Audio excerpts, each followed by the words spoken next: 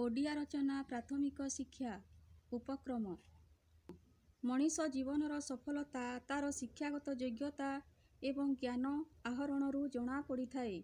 ଯେଉଁ ଦେଶର ନାଗରିକମାନେ ଯେତେ ଶିକ୍ଷିତ ସେ ଦେଶର ସଭ୍ୟତା ସେତେ ଉନ୍ନତ।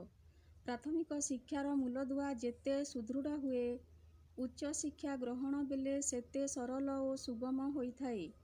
ବର୍ଣ୍ଣନା।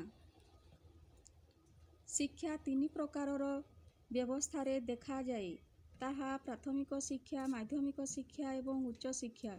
ଏହି ତିନି ପ୍ରକାରର ଶିକ୍ଷା ବ୍ୟବସ୍ଥାରୁ ପ୍ରାଥମିକ ଶିକ୍ଷାର ଗୁରୁତ୍ୱ ବେଶୀ। ଅକ୍ଷର ଚିହ୍ନିବା ଓ ଶିଖିବା, ଦସ୍ତଖତ କରି ଶିଖିବା, ଦୈନନ୍ଦିନ ବ୍ୟବହାରିକ ହିସାବପତ୍ର ଜାଣିବା, ମିଶାଣ ଫେଡ଼ାଣ ଶିଖିବା ହେଉଛି ପ୍ରାଥମିକ ଶିକ୍ଷା। ପ୍ରାଥମିକ ଶିକ୍ଷା ଲାଭ କରିନଥିବା ବ୍ୟକ୍ତି ସାମାଜିକ ସ୍ତରରେ ଅନ୍ଧ ଭଳି କାର୍ଯ୍ୟ କରିଥାଏ।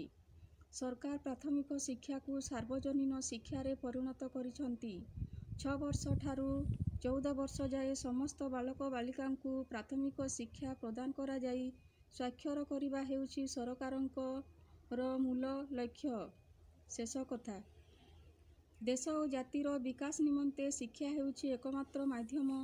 ଶିକ୍ଷା ହେଉଛି ଦେଶର ମାନଦଣ୍ଡ। ଧନ୍ୟବାଦ।